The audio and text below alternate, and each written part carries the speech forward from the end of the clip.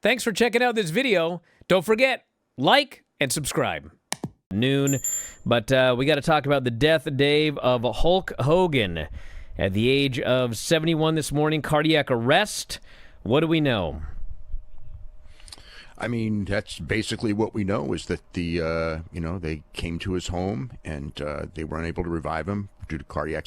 Obviously, he'd been sicker than people had let on. The surgery was back in May, the next surgery that I guess he had complications from that had put him in and out of the hospital. But what a whirlwind of emotions, with Hulk Hogan. We all grew up with him and everything. And, there's the good and the bad, obviously. The site is here because of him.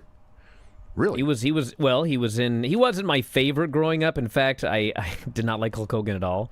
But he was the centerpiece of, the very first feuds that, I got to watch this stuff. So my earliest memories, I'd seen some stuff here and there because my sister watched some wrestling. But when my grandmother moved up from Mexico, she wanted to watch Lucha.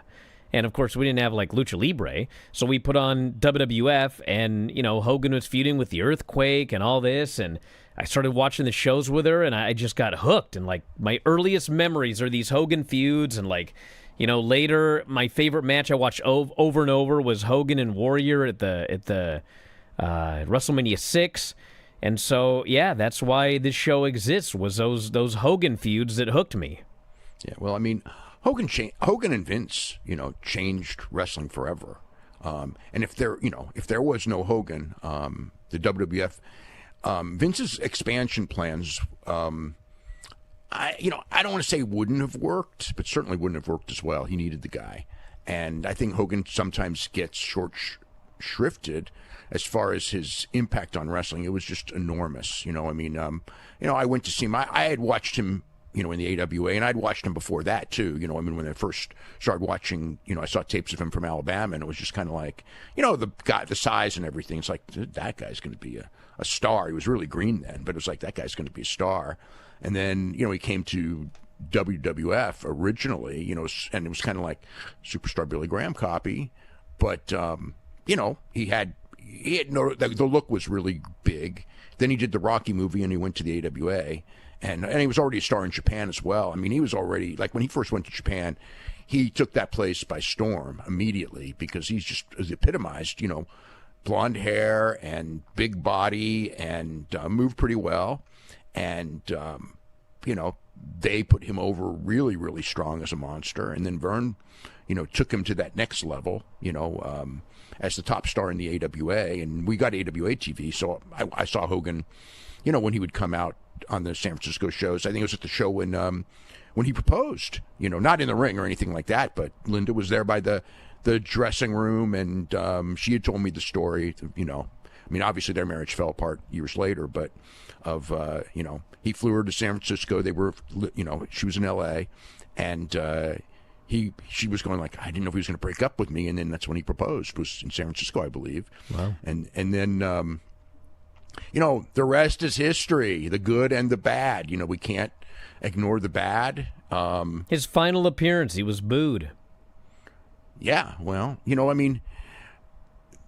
it's amazing to me, the whole frickin' Bubba stuff, because it's he asked Bubba to sleep with his wife. Could he please sleep with his wife? And they taped him. And the tape wasn't ever supposed to get out. They might have blackmailed him over it later, but, Bubba kept it. Someone stole it from Bubba. Somehow it went public. He said things that, were indefensible, absolutely indefensible. And, I know his apology to WWE wrestlers, didn't really like it. They thought it was, his thing was be careful, don't let people take you out of context or you got to be careful in life. And it's like, dude, you said horrible racist things. And they were. And so, and you can't take that from his legacy, but you also, again, can't take the fact that he changed this industry completely. And he opened the door for Dwayne, and he opened the door for Vince, and he opened the door for Cena. And the NWO was a giant part of wrestling, and he was the catalyst of that.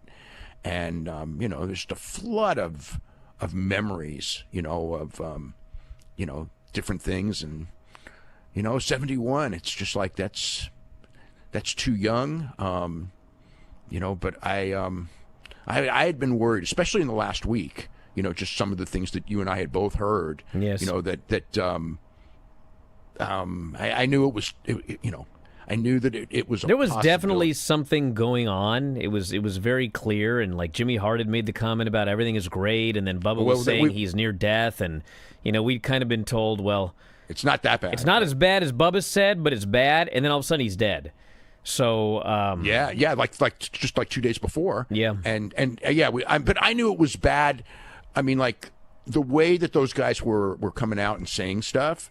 I knew that it was one of those things where they were trying to downplay it, and also, when no one had seen him, and he was supposed to be out there doing media for this real. Yeah, there were social media posts, but I mean, people were talking about how these are not new, these are old videos, these are old posts. There's like nothing new with Hogan out there.